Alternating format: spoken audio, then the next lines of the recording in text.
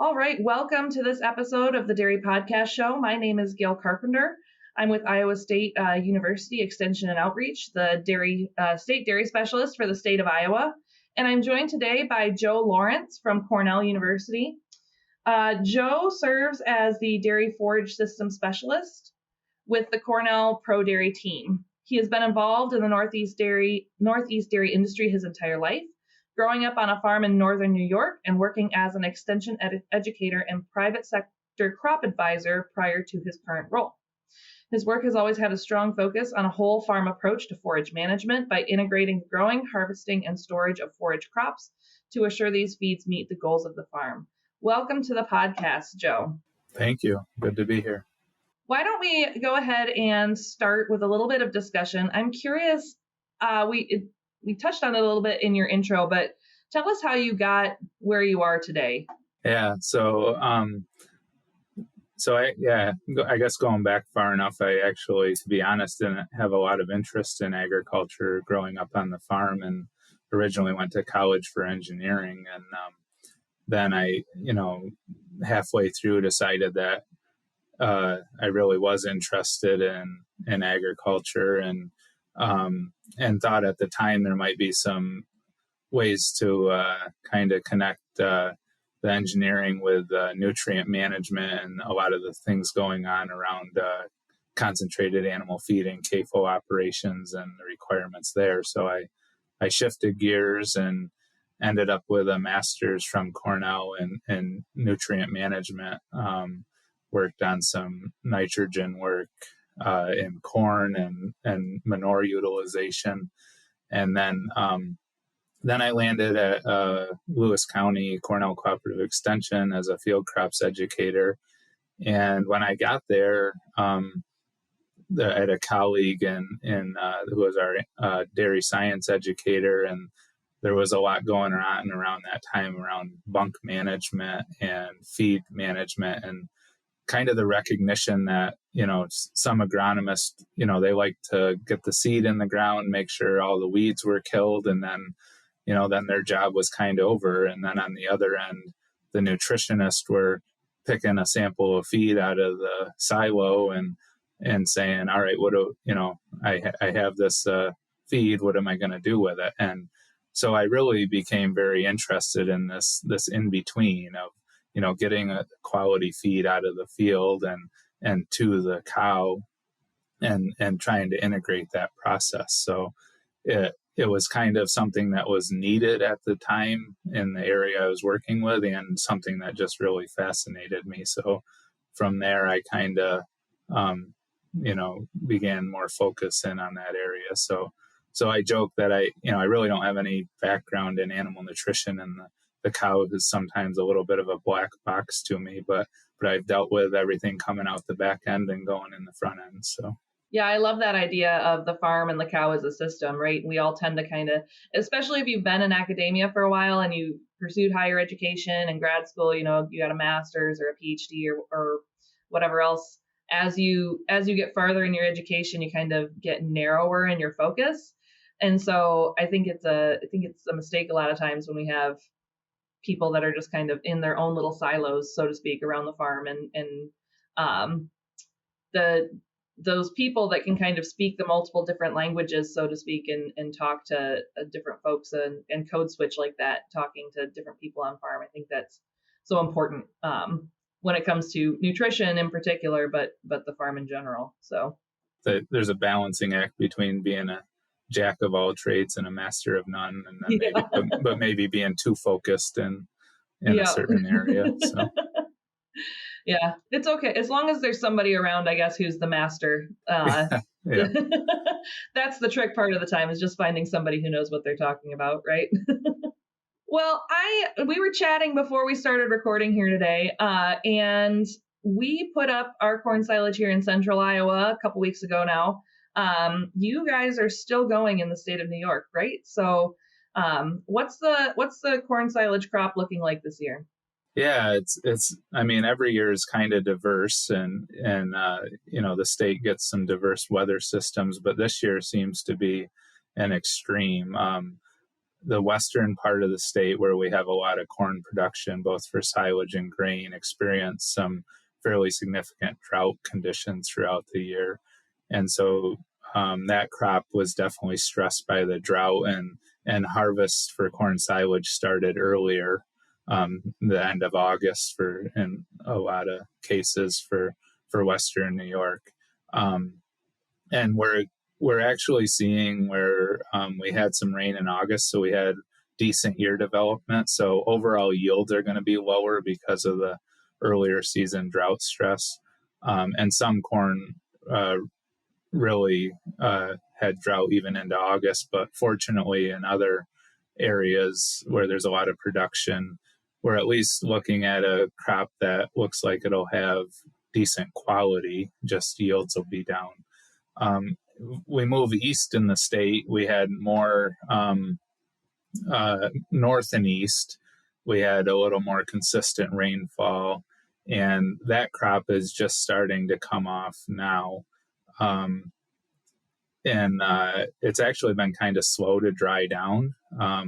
We had decent growing degree days this summer, so we thought we'd get a little earlier harvest, but as we've gotten into September, it's been a little slow. I think a lot of people are getting pretty anxious as we start to get some more fall rains to get the crop out of the field.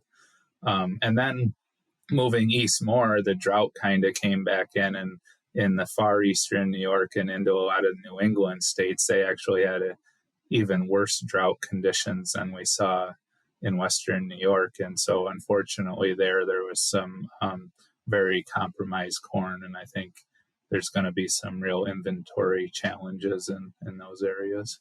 Yeah, we're seeing if you went up to Northwest Iowa versus Northeast Iowa this summer out here, it was two very different weather patterns that we were looking at. So yeah, we've kind of experienced some different patterns here as well. So you've got folks in New York dealing with a whole bunch of different issues, and in the whole Northeast, I guess, and like I said, that's probably true around the country.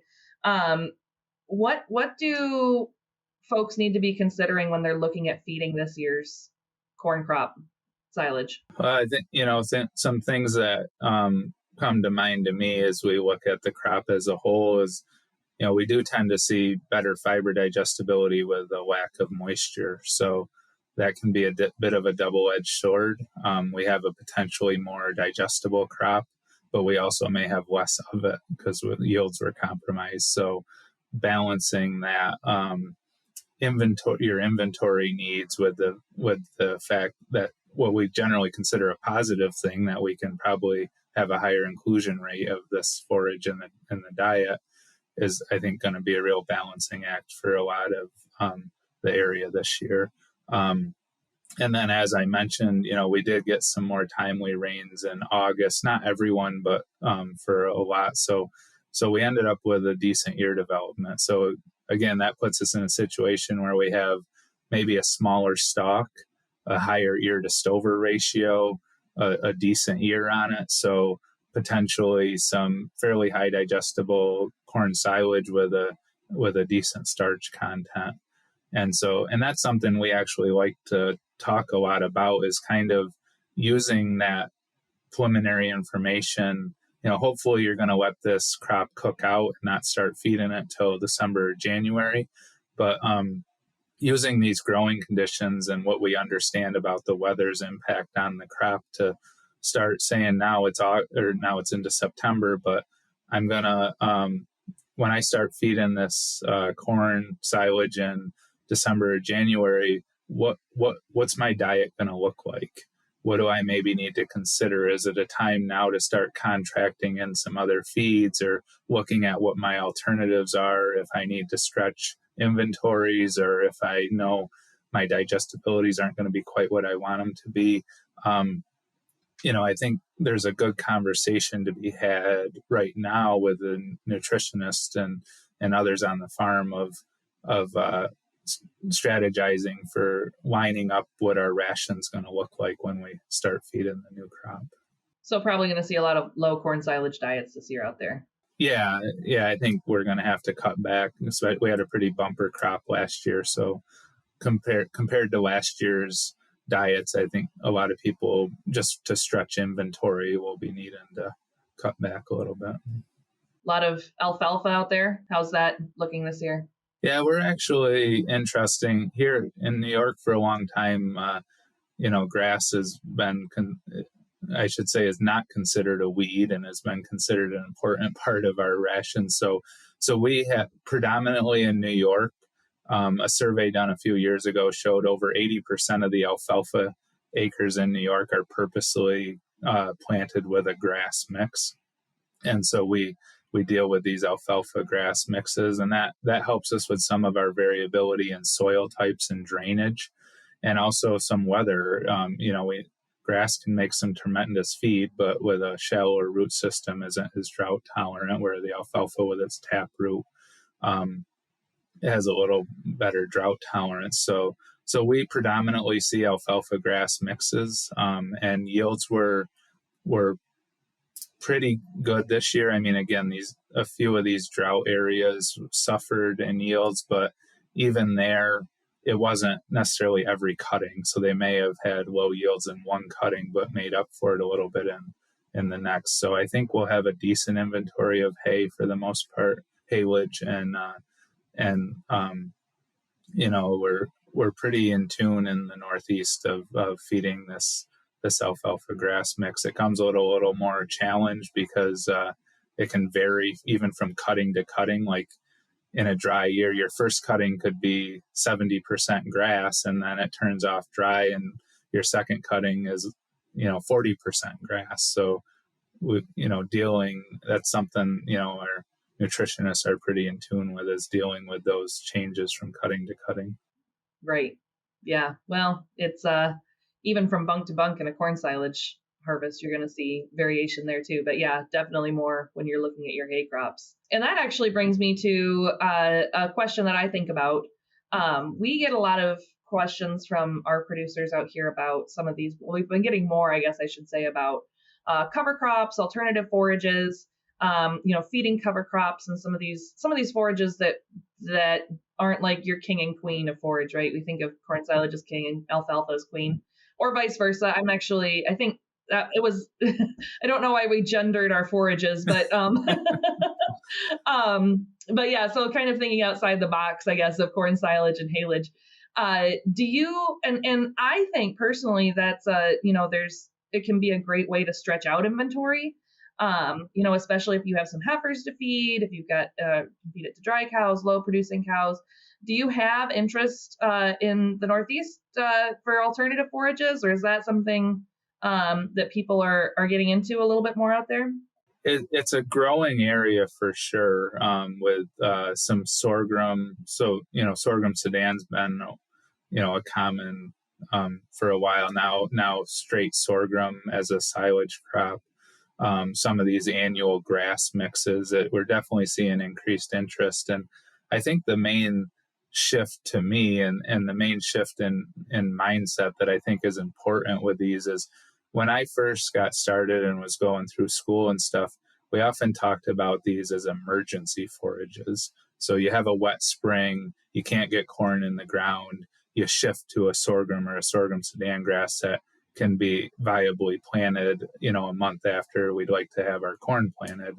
And that's fine, and they can fit in those situations. But the challenge I always saw was, as soon as you talk about it being an emergency forage, you've kind of already set it up to be, well, this is a last minute change I'm going to make, and it's something I'm going to fit in because what I had planned didn't work out. And I think that just sets limitations on the success right from the start. So to me, it's been important to start talking about this in terms of, this is something I'm planning to integrate into my rotation. And I've had a conversation with my nutritionist, with my herds person, other people on the farm, of who I'm going to feed this crop to. So I'm going to have X number of acres of this crop, and who does it make sense to feed it to on the farm? And And if we start planning ahead and integrating it that way, I think it's a lot more successful than when we treat it as an emergency forage. And cover crops are the same way to me.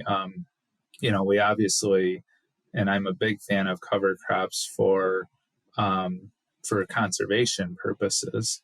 And then if we want to start talking, do we have the opportunity to double crop these?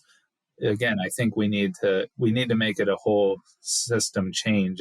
It can't be we're going to grow the same relative maturity corn silages and just try to shoehorn in this cover crop after corn silage harvest and hope we have enough season left in the fall to get it established, and then hope we have some time in the spring to maybe harvest a little bit of it. I think it has to be a conscious decision to say, maybe I'm going to ratchet back my relative maturities of my corn 5 or 10 days. So I know I have a better window in the fall to get the cover crop established.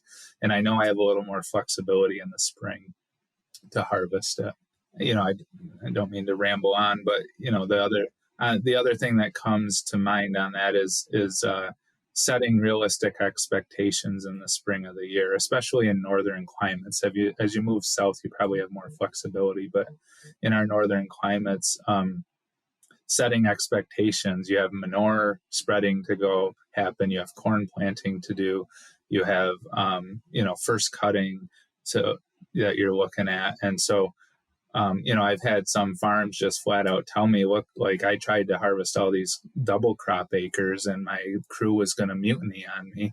It was just too much. And one farm said, this was specific to their operation, but I thought it was an interesting rule of thumb is they cover crop 100% of their acres for conservation purposes, but they set a goal to double crop and harvest 10 to 15% of those acres, because when you with manure spreading and first cutting and corn planting and all those other tasks, they felt that 10 to 15% of those acres were something that their crew could handle without the other tasks starting to suffer and be delayed.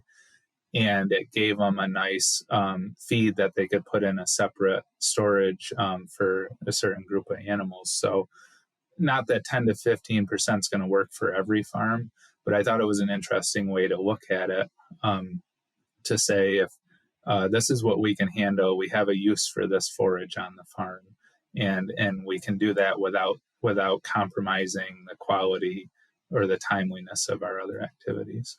Yeah, so much of it comes down to people power, right? And not just what people physically can do, but in this age where we have so many labor issues going on, and it's hard to hang on to good people, and if you can't, you have to be realistic about what you think folks can handle. So I like that. I hadn't really heard of that, people doing that strategy before, but that's I like that.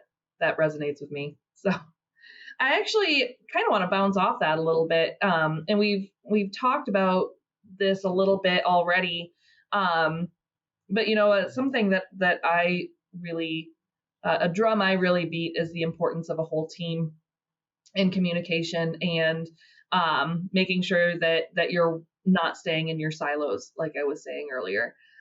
So when you look at, and I know you kind of have that focus on the whole farm system as well, when you're looking at farms that you work with that kind of take that whole farm or that team approach, what really sets apart the farms that are able to thrive with a system like that and really just have that teamwork kind of nailed down? What's the secret sauce that you see with those folks?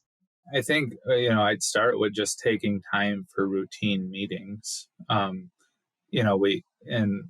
Frankly, sometimes we set out with the best intentions, and we've even had some state programs here in New York where there's been actual funding available, little mini grants available to farms to set up advisory teams.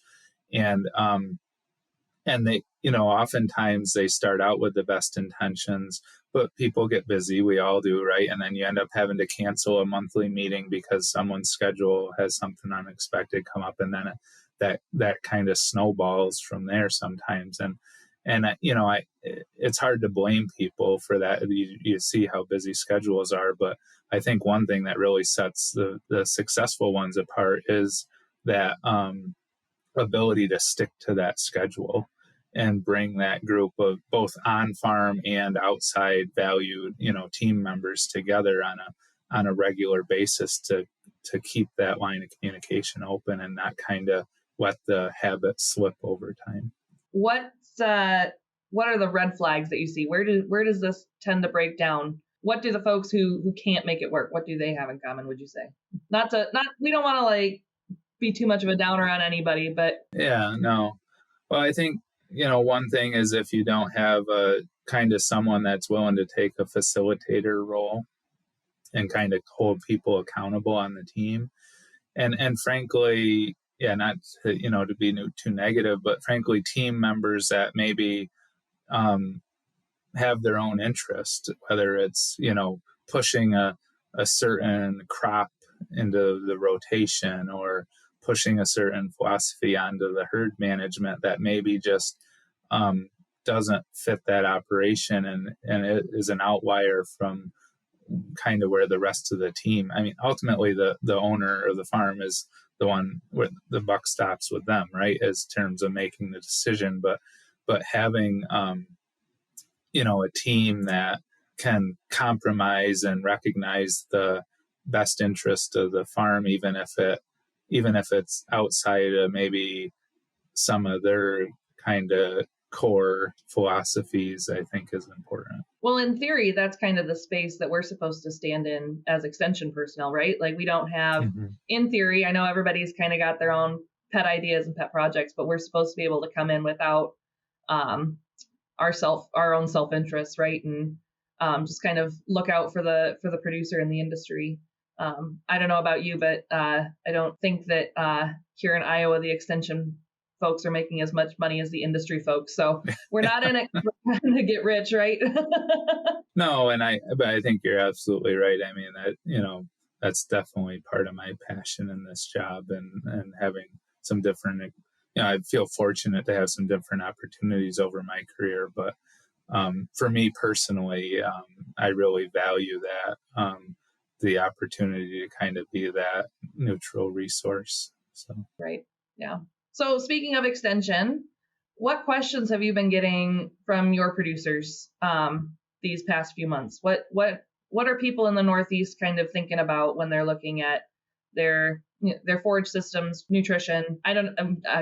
Random questions too. I get some random questions sometimes, but what have you been? Any common themes that your producers are interested in hearing about? Yeah, well, it's probably the same that a lot of folks have heard around the country. I mean, it started off last spring with, input cost. And, I don't mean to say this flippantly, but, it was kind of the conclusion a lot of times was if you have a big space to cut in fertilizer and stuff like that, that means you've probably actually your previous program was overdoing it because, I guess fortunately or unfortunately, depending on how you look at it with the cost of inputs is most of our farms have gotten to a point where they're pretty darn efficient. So it's unfortunate that input costs were going up, but there wasn't a lot of room to cut without actually making, sacrificing on productivity. So, and then we kind of that rolled into a summer of some pretty extreme weather across the state, and so we got into some of those discussions about yield expectations, extending forages, and trying to bolster inventories in other ways, knowing that maybe a cutting of our hay or our corn silage wasn't what we had hoped for. And going off of that, in terms of the weather, was also some pest management issues. That obviously kind of just adds insult to injury sometimes with the weather we had. Fortunately, in the Midwest and other areas, the tar spot has been a huge talking point. And unfortunately for where it's the biggest impacts are, fortunately for New York State, we have identified it here in the last 2 seasons. It is here in New York, but we've only found it in one or two fields so far, so it hasn't had a big impact on us yet. But in talking to our plant pathologist on campus, it definitely just a lot of cell phone pictures and stuff of people. Is this tar spot? Fortunately, most of the time it wasn't, but a lot of questions and concerns around kind of hypersensitive to some of those topics. Yeah, you guys have lucked out. Yeah. In that case, then, yeah. So, have you found, when you get questions about input costs, have you found any consistently low hanging fruit? I know dairy farmers, a lot of times they're already tightened their belts up quite a bit. Is there a first place that you kind of look when you get these questions about reducing your inputs? Manure management. I mean, I would say as an industry, we've really done a good job in improving manure management and really looking at it as a resource and a fertilizer instead of a waste product. But it was something that did I did notice in some of the conversations this spring, as well as we perceive ourselves doing as an industry, we did still find some areas where we could make sure we were better crediting and better distributing our manure to offset some purchased fertilizer. So that one definitely comes to mind. And then another one is tillage. There's been lots of discussion around no-till for several decades now, right? But there's always been some failures with it, and that has people cautious. But I think we have the technology today. We have the on the engineering side with our corn planters and stuff. I like to say that at this point, tillage is really just a crutch for a corn planter that's not set up properly. And when we looked at fuel cost, it's saving those passes and short labor supply, as you mentioned, saving those passes over the field can be significant. So that was another area, and I still think that takes planning. I don't think you can just switch to no-till all in one season and have everything go perfectly. There's still going to be some growing pains and some transition and a few setbacks along the way. So I think it does have to be really a well planned out transition, but it's still an opportunity we see for sure. Yeah, back to that whole farm approach, right? So what are you wanting? I mean, right now some of them are in the middle of corn silage harvest, so that's what they're focused on. But once that's done and you're kind of looking ahead to planning for next year, what are you hoping that people are keeping in mind right now as they're looking at next year's forages? Yeah, well, obviously I think, for some it's hopefully we're not super short on forages for this year, but we know if we're going to make it through this coming feeding season okay, that we're not going to have excess in inventory going into next summer. So I think, thinking about your crop rotation, looking at options to rebuild inventory next year. And then, our seed industry is already out there with their early order discounts and selling seed and stuff, right? And I think, this relative maturity thing is of real interest to me. There is data out there that shows that we can gain a bit of yield with longer season hybrids.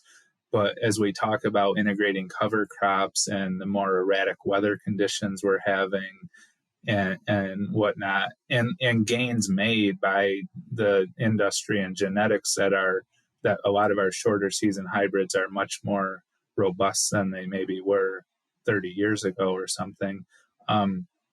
Combining all those factors in together, I challenge farms to really look at maybe what their relative maturity selection is when they purchase seed, and if we can if there's room and some benefits to cutting back a little bit. And another part of that is, maybe you do give up a half a ton an acre of yield by really cutting back your relative maturity. But if we consider how quickly we could lose that half a ton in other ways with a less than ideal harvest. So if we're harvesting in the mud and we have excess losses in the field, or if we have to harvest when it's too wet and we don't get as good at dry matter yields coming out of the field, and we have more issues with proper fermentation and preservation in the bunk, we can pretty quickly lose any of that extra yield potential we thought we were going to get from a longer season crop. So I think that's a good talking point is we're selecting hybrids for next season.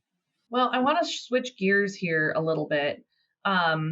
You do a little bit of volunteer work in your community, and you've kind of gotten a little bit, so some of your side projects have gotten a little bit away from the forage side and focus more on land use and rural land use and some of that balance between agriculture and renewable energy. And I'd love to hear you talk about that a little bit more. Yeah, it is kind of a place where some volunteer work I got involved in my community overlapped with my professional career, and it's been really interesting. I mean, I'm a very big advocate of renewable energy and the need for that transition in our system, but we have, the predominant ones right now have been wind and solar, and where I happen to reside in the northern part of New York State, we have both going on, and we've had a really big push on solar recently with some state incentives that have come out. And it, to me, it becomes a real balancing act. And, you made an interesting comment thinking about kind of milk per acre and milk production as we were talking before we started recording. And I think that, to me, that's where all this intersects is we're asking other uses of our land aside from, in a state like New York, predominantly supporting a dairy cow, right? I mean, that's our number one ag industry. And I think we have to really be a little more conscious in our planning of that and thinking about how we build out infrastructure for things like solar in balance with our dairy industry. And as we look at, we talk so much about sustainability, and coming something I think about is the sustainability of our crop production and the idea of kind of becoming more efficient and intensified on our best acres. So if we can optimize our production on our most productive acres, then part of our sustainability vision can be returning some of those more marginal acres to other uses, instead of fighting to grow corn on soil types that just on average underperform growing corn. And but the conflict that I've seen happening is some of those most productive acres and best soil types are also the lowest hanging fruit and the most attractive for solar development. And we see it threatening.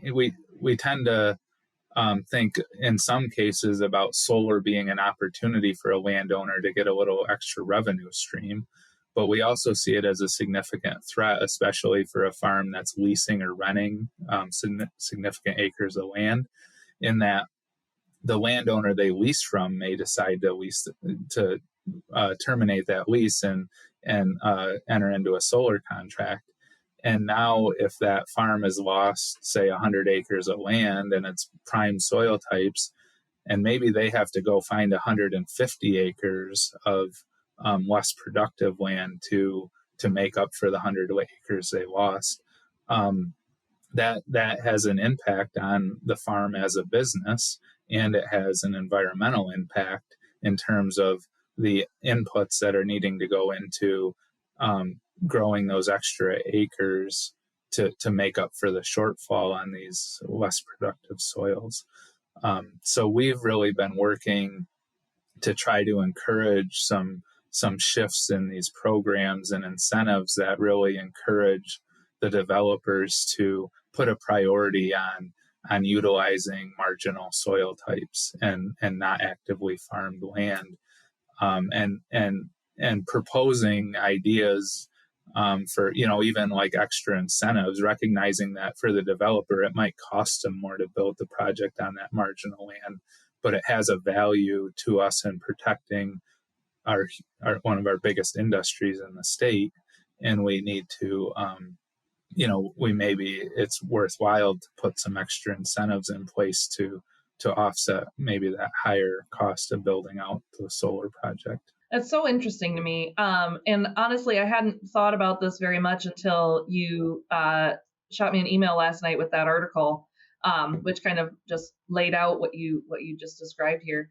When I did my undergrad at Michigan State, and there was a giant parking lot south of campus there where the commuters would park, and I'd park there and I'd go up to class and I'd come back and my car would just be baked. It would be so hot in there. And you know what they did? They took that huge parking lot and they put solar panels over it. And so now it's, you can park in the shade and it's making solar at the same time. So I always thought that was kind of cool when you see, that's a big old open space where there's plenty of room, and it's kind of a win-win for the people that park there too. But I guess, I'm out in Iowa, as I said, and so you drive down the highway and you're seeing windmills everywhere, right? And they do creep me out a little bit at nighttime when they're all blinking at the same time. It's the red lights are a little bit creepy, but yeah, they're a part of our landscape out here now. And so I guess I hadn't really given too much thought, and maybe that's on me. I hadn't given too much thought to the solar footprint. But so what is it in New York State that caused that shift? Because you said you have wind out there as well, right?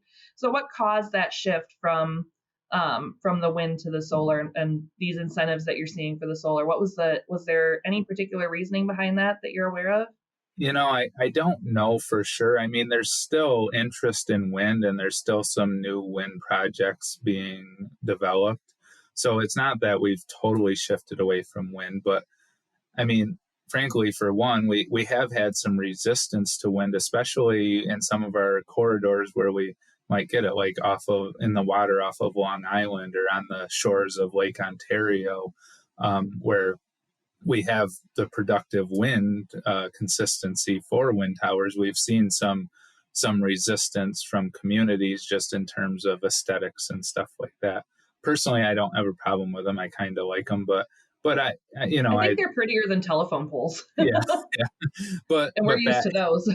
But there was some resistance there, and I think solar. I don't pretend to be an expert on it, but there's definitely been some advances in the technology that have made it more efficient. So even in a state in New York that has a lot of cloudy days, we can still be pretty efficient in developing it. And I just get the sense that maybe it doesn't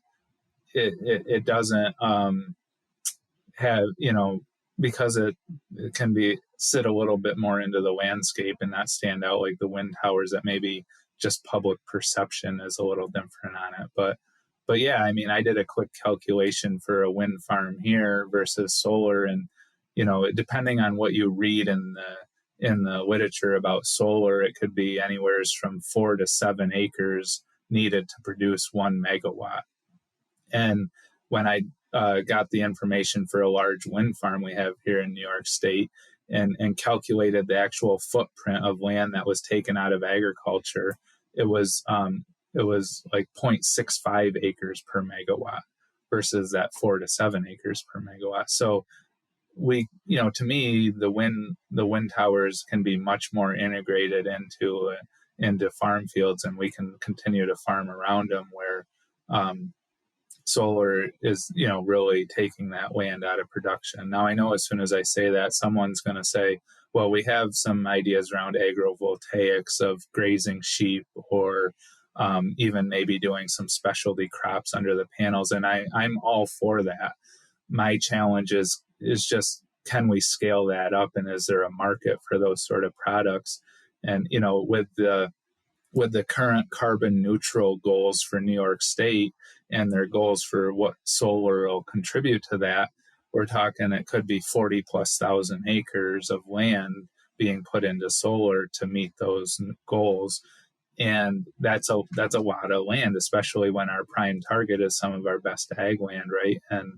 Um, and I like your idea with the parking lot, and we do have some incentive programs here to go on to brownfield location, old mill sites or parking lots and stuff. But the reality is that when we start talking about 40,000 acres, that's, the idea of putting them in brownfields and over parking lots and on rooftops it's not gonna cut it. it's not going to put much of a dent in that 40,000 acres, right? So what really intrigues me about this topic is that I kind of have this pet passion of mine is that whenever we're talking about sustainability issues, like there's always give and take, but things are always presented as an easy fix, even though they very rarely are an easy fix. And I think this is, like I said, I'd never really thought of the specific example, but this seems like a really great example too of just like, this is what's going to be the larger life cycle impact, right?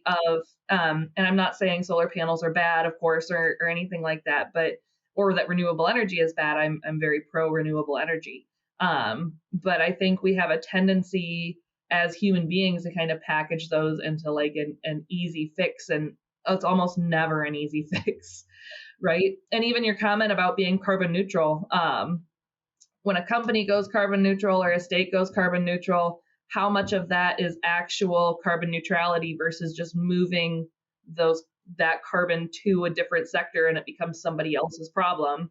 And if we're trying to fight climate change and build a more sustainable world and feed a growing population, but also house a growing population, I think it's time for us to be a little bit more honest with ourselves about what the broader impacts are, right? So sorry to get off on a little bit of a tangent there, but I agree totally, and that's where, and I think I just feel like we tend to rush these things a little bit because maybe we do perceive them as being a magic solution type of thing, and if I think that we have a land base in New York where solar makes more sense. To be perfectly honest with you, the farm I grew up on was very heavy clay soils, and that's part of the reason it's no longer in dairy production. And honestly, I think the land my dad still owns would be well suited for solar, and it's a better use of it than growing crops. I don't know if he'd want to hear me say that, but then we have other areas where it just really it makes me shake my head to see these solar panels go in. So I think we have the acreage here to do it. And I think it can be part of meeting our goals. It's just that we didn't take the time to really plan out and incentivize to target those acres where it makes more sense and would have the least impact on our agricultural system. So what do you think this is going to look like 20 years from now? So, we're seeing, and we mentioned milk per acre, we're seeing a bigger push to get more efficient crops. So maybe we can grow the same amount of crops on a smaller land base and maybe use more of that arable land more effectively and have more marginal land available for these alternative energy sources. Do you think that's the way this is going, that those two goals are kind of gonna merge together and overall efficiency is going to be enhanced? Or how do you see this working out in the medium term? I'd like to hope so. I think one thing with crop production is we always tend to build in a little bit of inefficiency and crop a few more acres than maybe we need to in an ideal year, right? Because we know, just like this year, every year is not ideal. So we can't, I think we're always going to have a little bit of a buffer and not necessarily get too tight on acres per cow, because that in a droughty year or something that could really leave us behind, right? But I think, to me, I really believe in the concept of trying to um, trying to really target our most productive acres and really optimize production. Not to say that that's a free license to just spray whatever you want or do whatever you want. I think we still have to be careful and continue to follow the science there.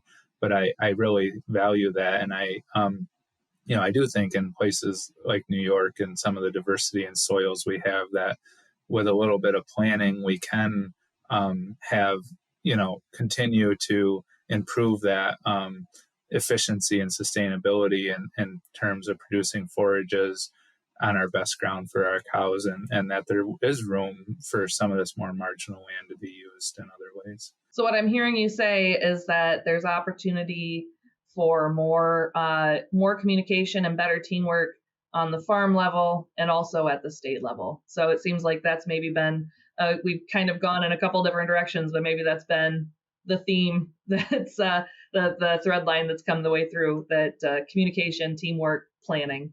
Yeah, not to joke, but we know certainly that farmers will get very concerned about certain policies that come down through that have a direct impact on them. But then I feel like there's and those get a lot of media, get a lot of attention.